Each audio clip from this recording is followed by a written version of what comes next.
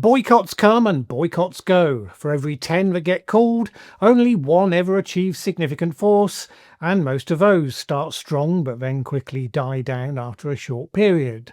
One big exception to that rule seems to be Canadians' boycott of Donald Trump's America. 10 months in, and Canadians are still refusing to travel to the USA in significant numbers, and they are ditching US goods for Canadian goods in significant numbers, and attitudes are changing, although not wholly transformed, towards alternative potential trade partners, particularly Trump's biggest global rival, China. It's a reflection that it's not just a rush of sentiment to the brain, an angry response, say, to Trump's insults to Canada, saying it should be the 51st state. Rather, it is part of a global realignment that Trump has been the catalyst for, that is likely to stick around even after he personally has left office. Indeed, in the last month, sentiment seemed to be on the rise again. So let's have a look at that, and let's start with travel. Air travel from Canada to the US plunged last month year on year by nearly 24%, according to Statistics Canada. Car travel across the border was down even more, over 30%.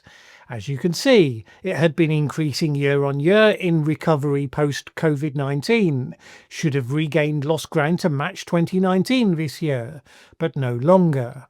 So that's 10 straight months where significant numbers of Canadians have avoided setting foot in Trump's America.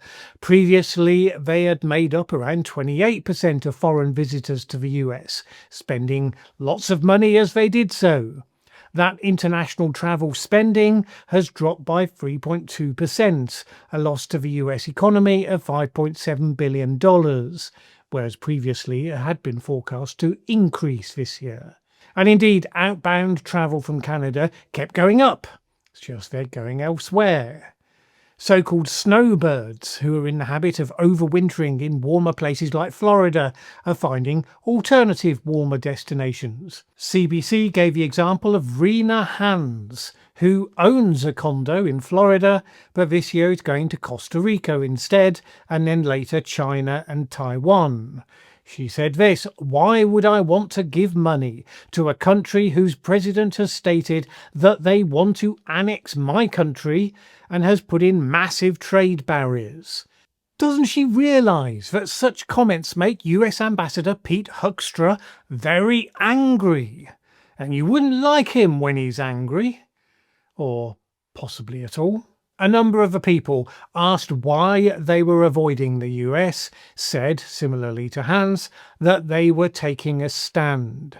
Others were simply wary of greater obstacles at the border and the possibility of meeting hostility from US border employees. Such perceptions being fed by reports of incidents that have happened. For instance, just this month, the 20-year-old Canadian woman who was travelling to visit her grandparents. She had her valid Canadian passport, nothing that broke any rules. But at Pearson Airport, she was stopped by US Customs officers who decided, for reasons only known to themselves, that she was illegally immigrating to the US. On the basis of that unevidenced feeling, she was denied entry.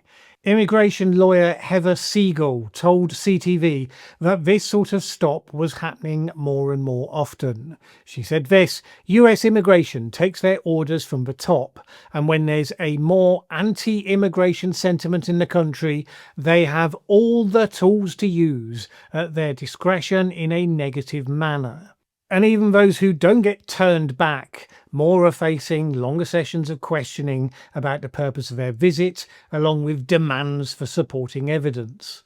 And this has led to a halving in the number of frequent travellers, Canadians who have travelled 5 times or more into the US, and an increase to 71% from 64% 2 years ago who say they haven't entered the US at all.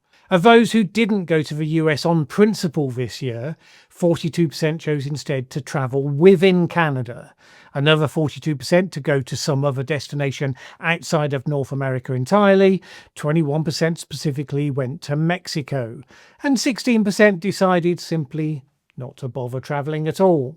And all of those who stayed at home, a good proportion of them decided also not to allow US-made products and brands into their home. According to NIQ retail data, sales of made in Canada food products remain up over 10% year on year, while US-made products are down nearly 9%. As I said before, boycotts rarely stick around for long, those that make even the slightest dent in the first place. So after this long, you begin to conclude that it is actually a shift. There are new habits forming, new brand loyalties, an enduring mindset, not just a temporary inconvenience being put up with for the cause.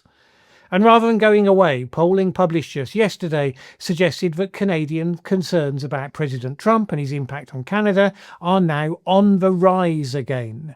18% of respondents in Nanos Research's weekly issues tracking poll said that Trump's America was their greatest concern, which had more than doubled since last month. This is being driven by concerns on the economy, which are closely associated with Trump's tariffs. And obviously, it has all been higher profile recently, with Trump suddenly calling off trade negotiations in a hissy fit over Doug Ford's Ronald Reagan advertisements.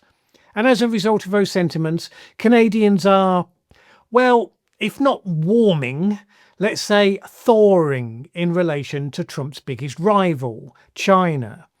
Canada and China had not been on a good footing for many years prior to Trump's declaration of trade war against the whole world. And really bad since 2018, when, on the basis of US fraud charges, Canada arrested Chinese tech company boss Meng Wanzhou. That prompted Beijing to respond in kind, accusing two Canadians, Michael Kovrig and Michael Spavor, on spying charges, a tit-for-tat that was resolved 3 years later when the US dropped the extradition request for Meng.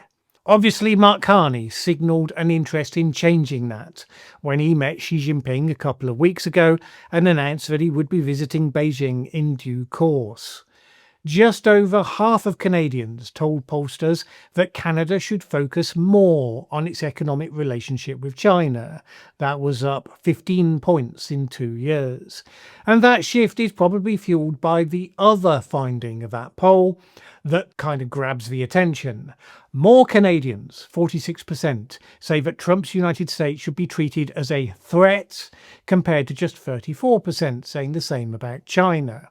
Now, Canadians are still cautious. They want to be clear-eyed about who they're dealing with. Only a quarter are ready to jump to the conclusion that Canada should fully treat China right now as a friend or an ally. But there have been some significant shifts in recent history. Not really in response to what Xi Jinping has been doing, all in response to Donald J. Trump. That said, China has also pivoted. Trump's unforced errors have meant that Xi Jinping is seeing the opportunity to help Trump in his apparent desire to drive a wedge between the US and all of its former allies. Because China too is a big fan of that idea, unsurprisingly. It has been shifting from global postures that have been mostly about projecting strength in the face of a united West, to one of seeking to build goodwill with all of those who have been alienated by Trump's aggressive moves against them. And Canada is obviously coming to the conclusion it really can't afford to be in a trade war with both of the world's two biggest powers at the same time. Ontario Premier Doug Ford, famous fan of Ronald Reagan, of course, has added his voice to those calling for a better relationship with China. And he said this: "The enemy of our enemy is our friend." And I don't consider Americans the enemy, but right now, President Trump himself is acting like the enemy. Of course, you should expect Trump to react to all of this, since he has been going out of his way elsewhere to seek to dissuade other countries from choosing China over America. But that said, given his aggressive stance towards his northern neighbour already, he's not left himself with a great deal of extra leverage that he can bring to bear. Meanwhile, Mark Carney has been roaming far and wide, seeking to meet his goal of doubling Canada's exports to non-US countries. So, for example, later this month, he will be in the United Arab Emirates, looking to foster partnerships on energy, agriculture, infrastructure, and AI. The sort of activity doesn't really attract the headlines, nowhere near as much as Donald Trump opening his mouth and saying something grossly provocative, which then becomes the daily headline. But it is nevertheless the quiet part of dealing with consequences, because that's the one thing that Trump still seems not to understand. Yes, actions, consequences. The bigger and more aggressive the actions, the less you may like those consequences when they finally come home to roost.